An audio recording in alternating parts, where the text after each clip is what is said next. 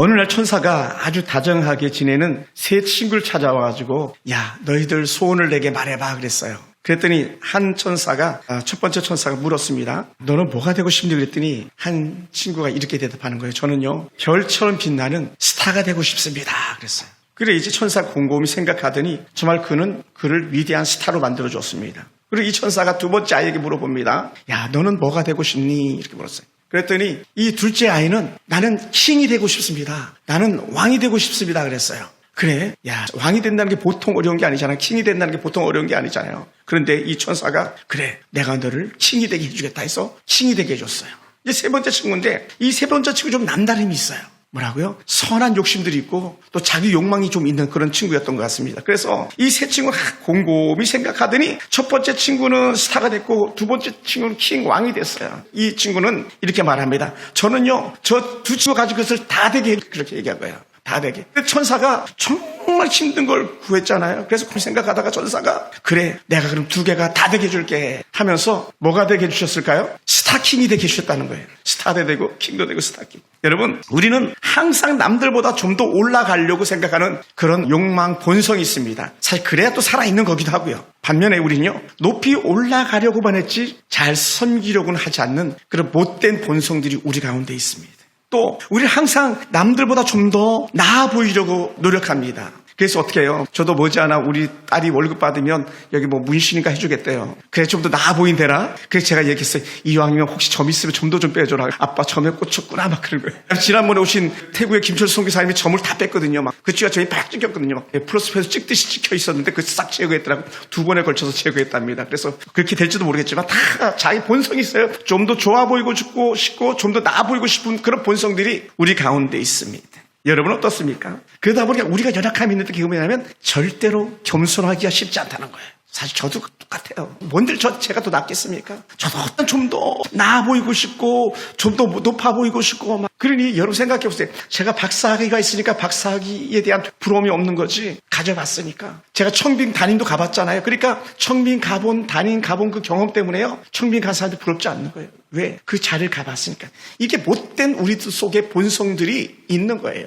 그런데 우리는 좀 달라졌으면 좋겠습니다. 저도 달라지곤 하고 여러분 달라지곤 합니다. 오늘 우리는 이 성탄절 맞이하면서 조금이라도 더 예수님을 깊이 생각해가지고 어떻게 하든지 예수님을 좀 더 닮으려고 노력하는 그런 은혜가요 우리 가운데 있었으면 좋겠습니다. 그게 뭐냐? 가장 낮은 곳에 오셨던 예수님이라는 거예요. 가장 귀하고 가장 보배롭고 가장 존귀하신 그 예수님께서 가장 천박한 모습으로 이 땅에 오셨다는 거예요. 그것도 말의 밥그릇을 구유라 그러거든요. 말의 구유에 누이신 아기로 이 땅에 오셨잖아요. 상상할 수 없는 그런 모습인 거죠. 여러분, 만물을 만드신 하나님께서 작아지고 또 작아지고 또 작아지셔서 가장 작은 우리가 한번 태어나려면 막 억만 분의 1, 몇억만 분의 1 그 세포가 하나가 남성 호르몬과 여성 호르몬이 만나서 생명이 되는 거 아닙니까? 예수님은 남성 호르몬이 아닌 성령의 은혜 안에서 잉태됐지만 눈에 보이지 않는 가장 작은 세포로 이 땅에 오셔가지고 가장 높은 자의 은혜를 갖다가 누리신 그런 예수님이신 줄 믿습니다. 할렐루야. 오늘 하나님께서 우리 가운데 예수를 보내셨습니다. 왜 그렇게 마구간에서 태어나셔야 했는가? 그보다 더 낮아지고 그보다 더 겸손한 모습이 없다는 거예요. 하나님은 모든 것이 가능한 분이기 때문에 뭐 여간방 하나 못 찾겠습니까? 사람들 마음을 휘어잡으면 어떤 대골 같은 데서도 태어나실 수 있는 그런 분입니다. 왜냐하면 하나님은 전지전능한 분이니까요. 그런데 우리 때문에 낮아심을 더해간 줄 믿습니다. 단순히 마리아나 요셉이 몸을 여간방을 찾지 못한 게 아니에요. 그 낮아짐에 대한 가장 좋은 모습을 우리 주님께서 보이고 싶었던 줄 믿습니다. 그래서 위대한 하나님의 사랑 C.S. 루이스라는 이 신학자는 이렇게 말했습니다. 만일 어떤 사람이 겸손해지고자 한다면 내가 그에게 말할 수 없는 첫 단계인 교만을 깨달아야 한다는 거예요. 교만. 여러분, 우리가 가지고 있는 죄의 가장 큰 근원이 뭔지 아십니까? 하나님을 그 마음에 두지 않으니까 본성이 하나님의 자리를 차지하는 거예요. 하나님. 그러니까 내가 하나님이 되는 거예요. 하나님을 믿지 않는 사람, 예수를 믿지 않는 사람이 이미 자신이 왕의 자리에 가 있고 이미 자신이 하나님이 되어 있는 거예요. 이걸 우리는 교만이라고 말하는 거예요. 그래서 성경에서는 그 마음에 하나님 두기를 싫어했다는 거예요.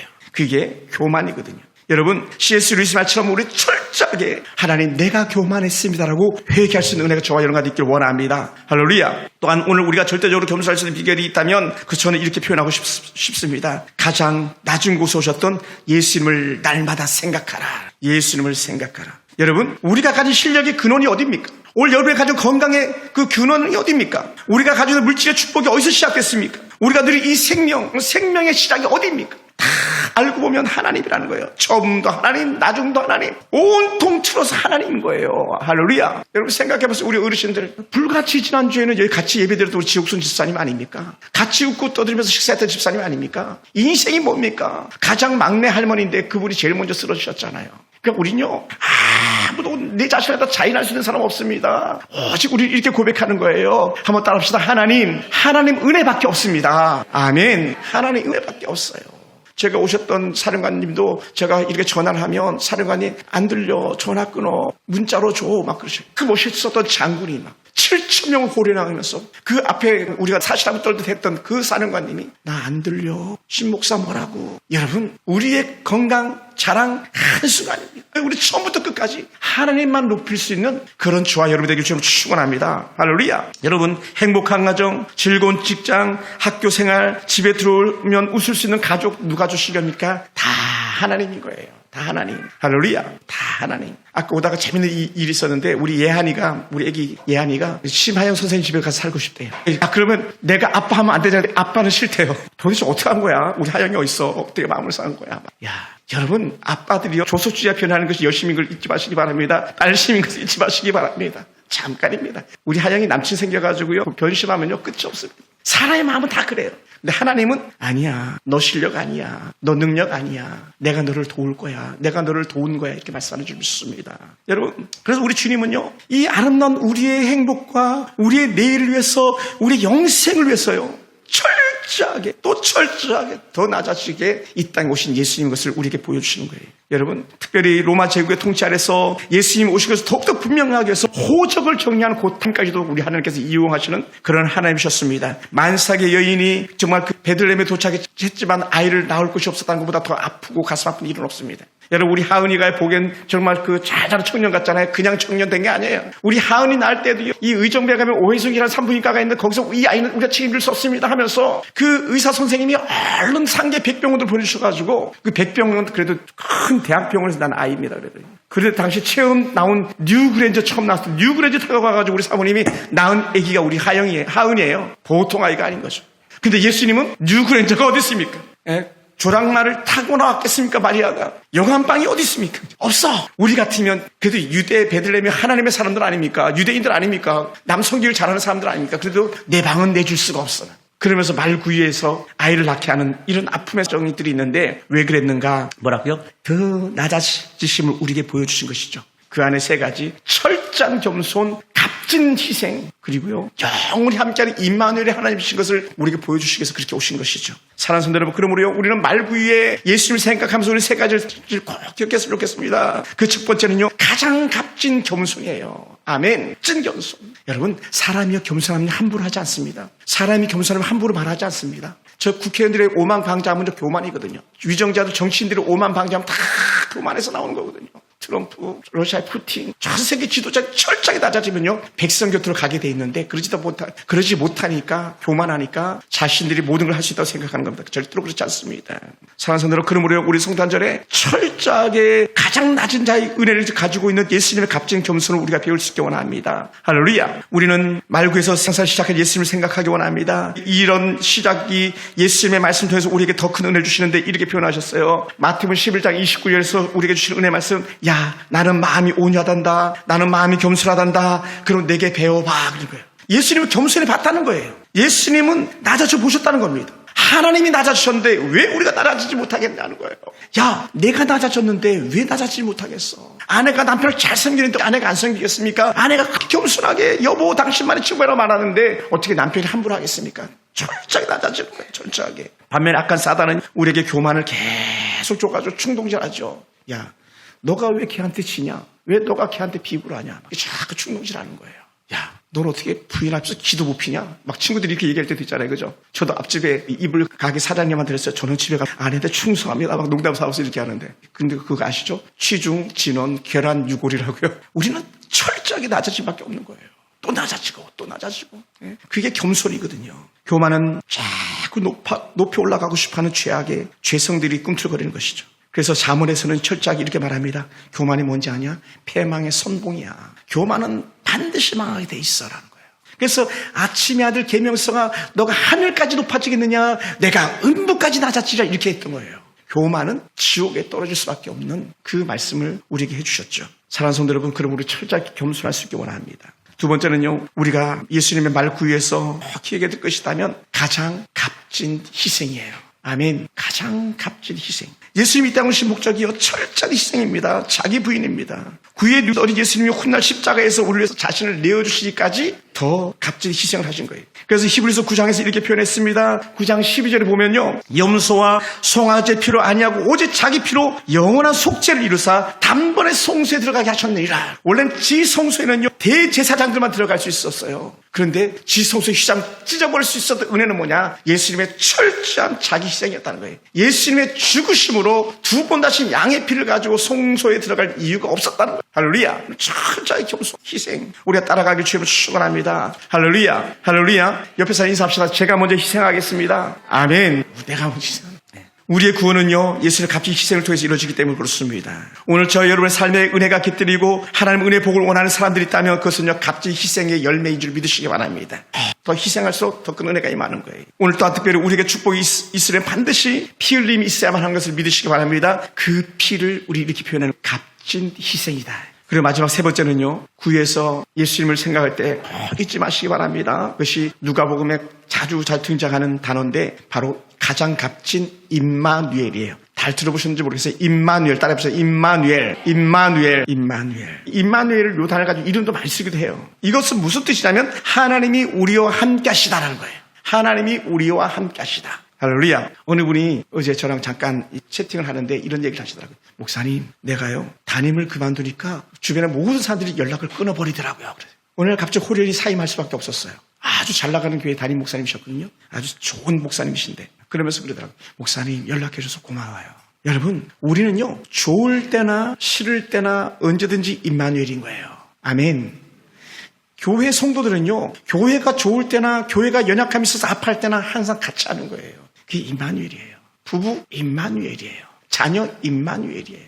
함께함. 하나님이 우리와 함께 하시는 것처럼 우리는 우리의 상황과 환경과 형편과 처지에 따라서 노 하는 게 아니라 예스 하는 거예요. 내가 너랑 같이 있어줄게 라는 거예요. 아멘. 내가 너랑 같이 있어줄게. 예수님은 구유에 누우셨지만 그곳이 바로 임마누엘의 시간이었었습니다.